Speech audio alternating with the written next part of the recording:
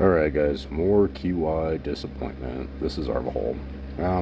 Disappointing just because I've had a full action bar for multiple rounds right now. I have been able to contribute and make moves, but not as consistently as I'd hoped. Couple things I might tweak here in Arvahol going forward. I don't think the city is really ready to fight um, on the map, even with these extra aqueducts. So I made a couple different mistakes this season. Number one, I've got two more back there, I guess, actually. A lot of aqueducts. I was originally hoping to be able to fight here. And I was I think my timing with starting the aqueducts was pretty accurate. Um, but I slipped up early on in the season and did not continue planning aqueducts. I just had this hole burning in my pocket where I've got to spend resources. So I just printed troops and donated them. And from there, I was never able to get back on top of um, the fighting imbalance. So if you plant two aqueducts every round, you're 20% ahead of the enemy, so you can kind of stay on top of that. Just spending that entire collection on troops instead of aqueducts got me far enough behind that I couldn't keep up. That was mistake number one. I think fighting in Arvahol is kind of unrealistic, so I will probably just be donating, just hitting those supply and troop donation nodes for the next couple seasons, just until I beef up the main city. Like, you do need some main city stats, And right now, the only main city statistic that I have is coming from Yuki Tower. So that's 15% red attack from one building. That's pretty hard to scale up. So I think until Arvahol beefs up a little bit, it's just going to be a donation strategy. Um, that said, though, the full happiness, I'm still not disappointed in Arvahol. That's a pretty healthy collection, and you can see that I've already started eliminating some of my production buildings in order to scale up resources. We have enough happiness to plant three more towers, so I'm going to get that out of the way tonight, and then just continue banking my next few collections, and eventually I'm going to delete my entire city and plant towers.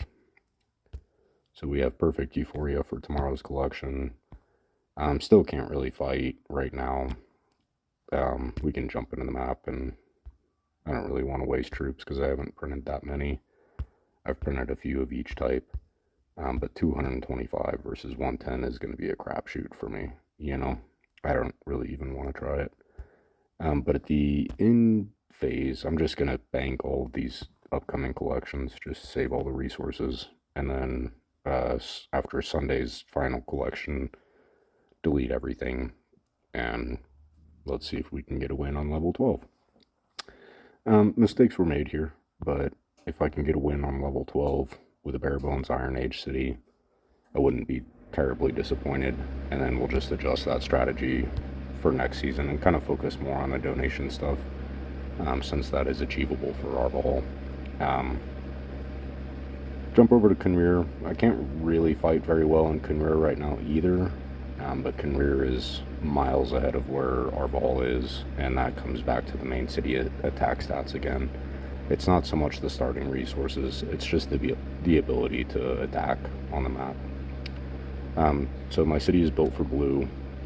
My main city is, and I've kind of tailored my QI thing to blue as well.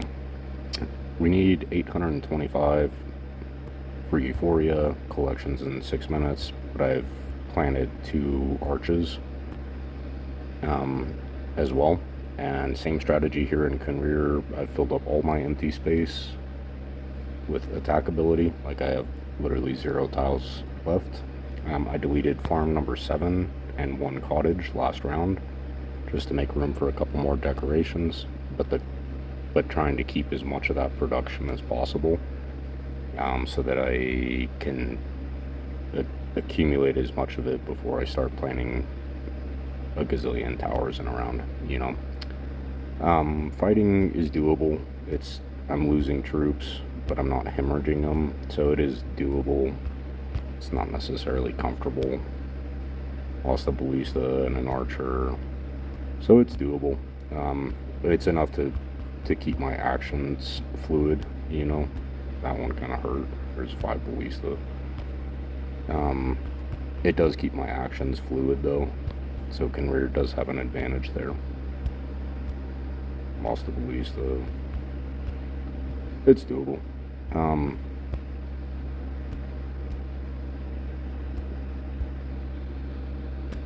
Collection's in 6 minutes though, so we're gonna plant some more attack, and I really try not to delete farms, but if we delete enough cottages, it's kind of pointless to have the farm anyways, because you can't plant more towers with the imbalance in the collection, so keeping the farm but just deleting a cottage is just going to leave me with 2 million surplus supplies that I can't spend because I have 0 coin left. So I have enough supplies to buy 100 towers, but I don't have the coin to do it. So it's kind of pointless to keep both. But collection's here in 5 minutes, so be right back. Okay, so collection's ready here in Conveyor. Full happiness, those arches are cooked now. So let's go ahead and collect everything. We had about 500,000 of each resource in the bar at the beginning of collection. Could maybe afford to delete a cottage. I guess that wouldn't be the end of the world. I'll think about that. Let's jump back into the map though. I am going to drop a temporary boost kit.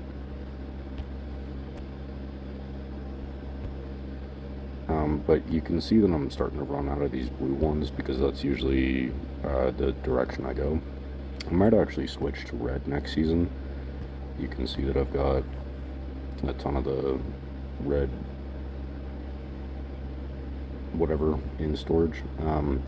So I might actually switch to red next season just to start using this up, because that is kind of a part of my strategy, is to use one boost kit around this level 10, 11 difficulty level, where yes, I could start deleting my main city and planning more attack boost, but for now I kind of just want to stockpile these resources.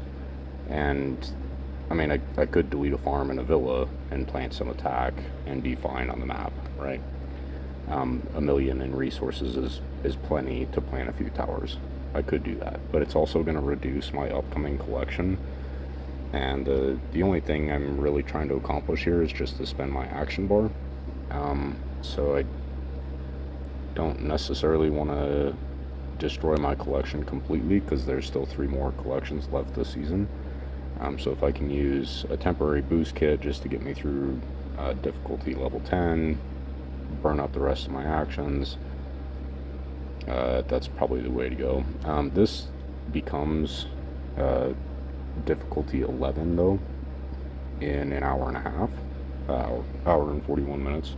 So I'm actually going to time, like my bar is not maxed out right now, so I'm actually going to time that boost kit to essentially like an hour and 30 minutes, you know what I mean, so that I can accumulate as many, like my action bar will replenish in 52 minutes, and it says 5,000, but with the extra actions that are generated, not just from the Conveyor or from the QI settlement, right, where villas are producing extra actions per hour, an extra 200 per recharge cycle. I'm also getting some of those from my main city, from like Escutcheon Estates, Yuki Tower, things like that. So I'm just going to let this bar fill up to a full 100,000 before I drop those boost kits, and time it right before level 11 opens, so that I can dump all those actions. And tomorrow morning, probably delete a farm and a cottage. Do the collection first. Don't delete your farm before collecting it, just as a general rule. But at that point, we should have another 15 or so decorations to get us through difficulty level 11, and then difficulty level 12 is where it gets fun. And it's fun in a sadistic way. You just delete your entire city, and it's painful at first. The first couple times I did it, I was like, man, this is like blasphemy. But you got to remember, it's a temporary settlement, right? And you got to rinse and repeat this process every 2 weeks. So the unless you're spending diamonds on it, unless you're spending a ton of diamonds on uh, build and delete farms, that would sting. But as long as you treat it as temporary and the shards that you're burning are coming from the map, it's pretty sustainable, and you do get used to that delete button. So um, that's it. I guess that's it for this video. There's no reason to record the. Well, I might record it just so you guys can see what the fighting looks like just with the boost kit. It's just 100%er. Um, but I think I'm pretty close on attack stats with what I've got currently. So for this one, let's probably pair archers in there. Enemy is 225 over 225. I'm 525 over 345. I'm still going to take some damage, but I think I'm pretty close to being able to just auto battle that without troop death. I lost 2 archers that round, which is not a bad thing, right? And I've printed extra archers, but I also don't want to delete. I don't want to waste troops, right? I don't want to have to replant the troop camp and replenish 100 troops. That kind of defeats the point of reducing my production levels by deleting farm and cottage. Uh, and I'm doing this intentionally because I don't need to print troops anymore. So if I jump in the map and just burn up 100 of them, that kind of defeats the point because I'm already into the point where I'm reducing my production quantities in favor of attack ability. So just be patient at this point. There's no hurry, right? I picked Team Blue, but there's 2 blue nodes open anyways. So just be patient at this point. I guess I probably will actually record that fighting for you just to give you guys some glimmer of hope in these levels. I will record that fighting for you. I think that 100% boost kit is actually going to make a huge difference. And when you think about it, in terms of the QI settlement itself, 100% boost kit is only applied to attack. Those boost kits only help your attack, and the blue defense is actually what is keeping those troops alive. So 100% attack is effectively 20 towers, 20 of these monuments providing 5 each, right? But without the blue shield benefit as well.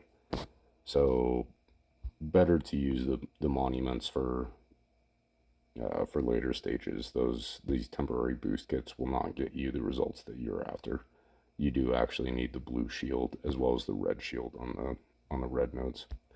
That the red defense and the blue defense are key factors that those consumable kits do not cover. So we're gonna drop the temporary boost kit just to get through this level, and then tomorrow another farm, another cottage. Should be able to coast from there. What is that? That's another 24 plus the roads that I can consolidate is probably 28 squares worth of monument. And I've got the resources to plant it, obviously. Don't have the euphoria, but I'm probably going to stop trying to balance that at this point and just accept the partial collection. That's a possibility. I'll crunch the numbers on that and figure out which way is more cost effective, but that's an option. So this is Saturday night. We just finished this collection and should be smashing it again tomorrow. So I'll be back for a 30-second update on the fighting. I'll set a timer and make sure to fill you guys in on that. So talk soon. Bye. All right, we're back. Got a few more actions in the bar just from the timer. Next batch of actions is in 47 minutes. But level 11 opens in 35 minutes, so won't get another round of actions or another action recharge before we switch over to difficulty 11. So I do want to use this boost kit to burn up what I have on difficulty level 10. These blue nodes are still open. They've been open. So let's give this a shot. And we now have 625 over 345. Let's try straight ballista first and just see how it pans out. It's actually not bad. We lost one. Let's try a few archers in there. That usually works pretty well. Nice. No deaths. That's what we're after. I don't mind the injuries. We just don't want them to die. Oops. That's what we don't want. The injuries don't matter. It's just the deaths that we're trying to avoid here. Let's try that. Nice. Cool. So yeah, that one boost kit.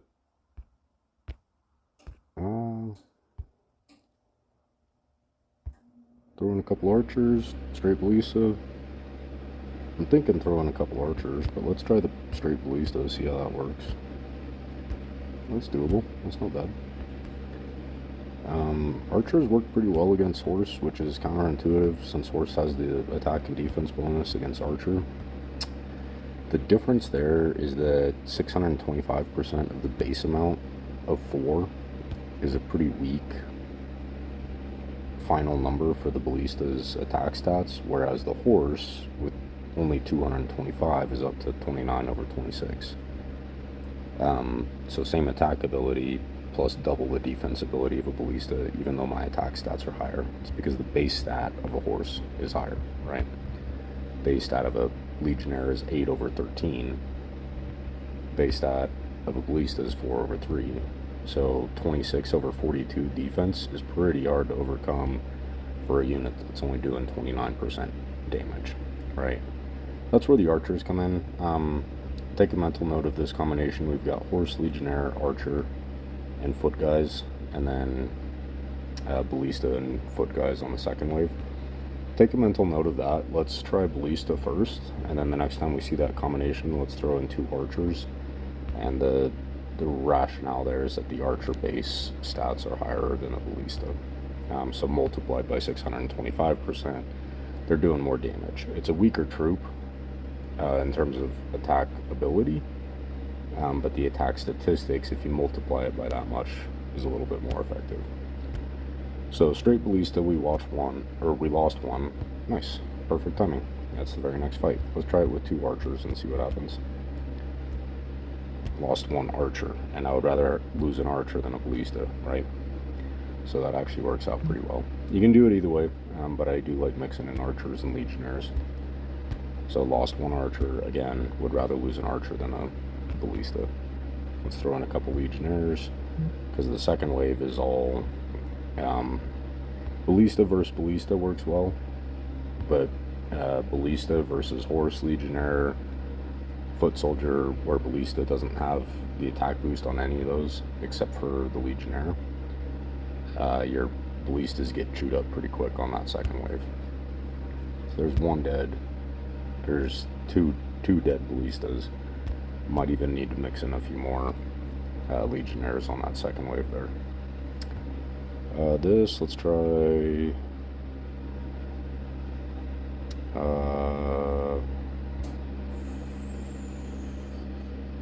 5 ballista, 3 archer would probably be the pair. Let's try it. Oof. That is not the pair. Straight ballista? I don't know. That's the pair. Ouch. Straight ballista here? It's counterintuitive. It doesn't seem like that would work, but let's try it. I guess that's the formula. As long as we're not losing ballista, that's all I care about. Well, if it ain't broke, don't fix it.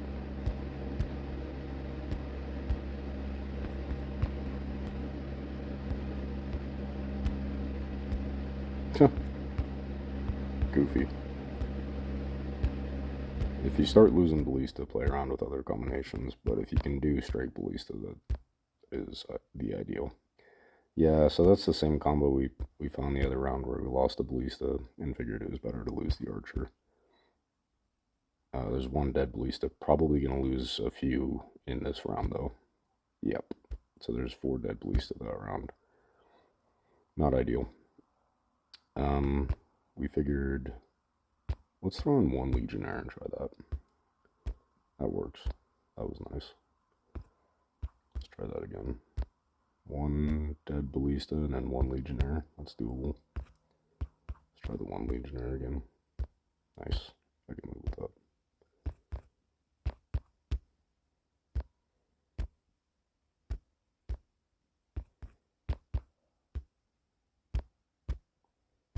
One Dead Ballista. We're below 100 Ballista now. Oops. So we're down to 95, but we've got a bunch of them injured too, so maybe 120 or so total once those heal. Not bad. Cutting it a little close. We lost a few that round. Plenty of progress on the map.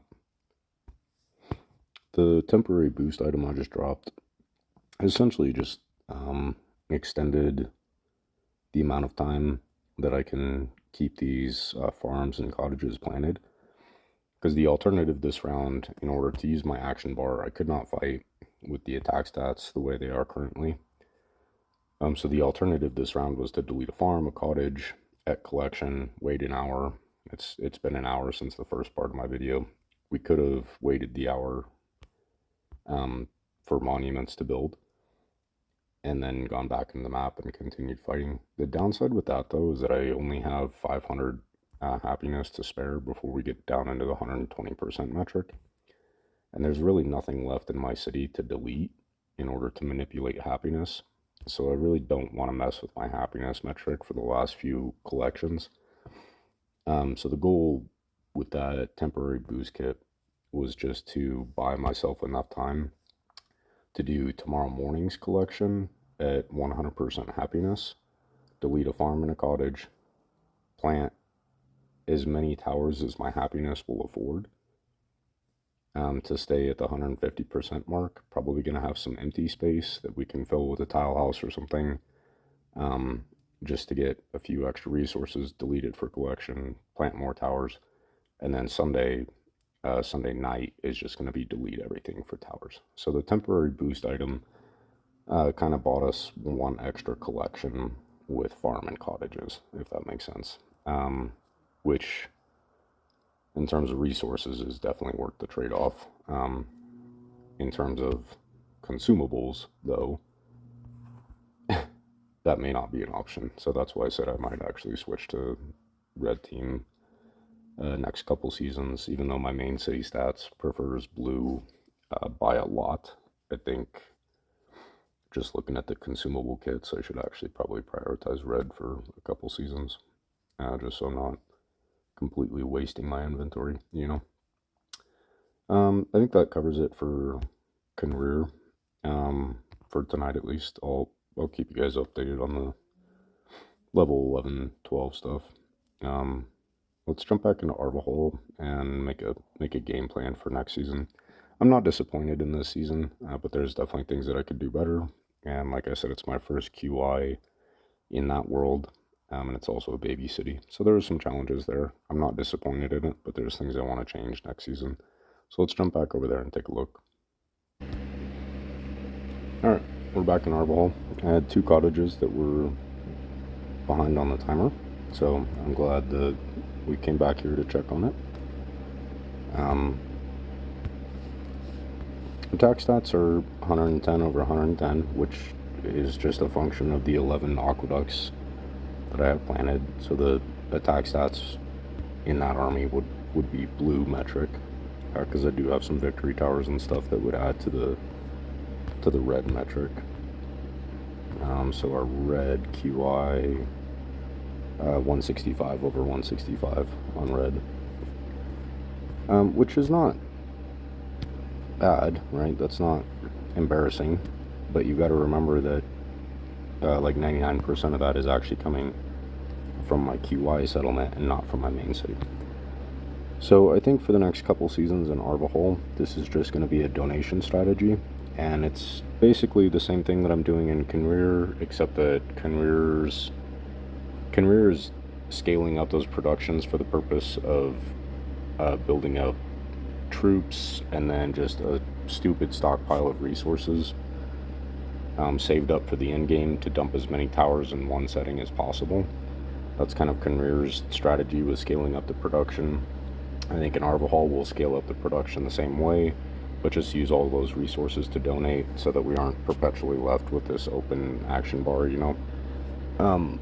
Once I get maybe 100 over 100 main city attack stats, I think this Arvahall strategy will come back into play, where, like, it's taken me 11 aqueducts is 1.1 million in resources.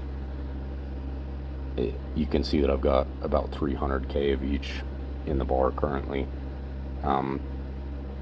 So I've dedicated 1.1 million in resources this season towards building aqueducts. On top of upgrading cottages, planting farms, arches, but 1.1 million directly to aqueducts. And without the aqueduct consumption, there's less need for arches. So a lot of those resources could have been donated to the guild, I think. Lesson learned. Trying to balance the way that I'm used to playing in Conrear with a new city and a new main city behind it. But probably favor the donation nodes more in Arvahall just until my main city is able to generate about 100 attack just organically from the main city. And then from there, these 10 aqueducts, which is achievable, it's perfectly achievable. Like, I've recorded most of these collections, and I'm not doing any black magic in Arvahall that has created this. It's just collect and be purposeful with your collections, you know? So add these 10 aqueducts to a main city that has even 100 over 100 attack. I think would actually be pretty sustainable on fighting up until difficulty 8 or 9 probably. So future goals here in Arvahall, but pretty much a wrap for this season. Arvahall, I am gonna continue stockpiling resources, same as I'm doing in Conrear, and then just dump everything Sunday and plan as much attack as I can and Hail Mary both of them. We'll see what we get. So talk to you guys soon. Bye.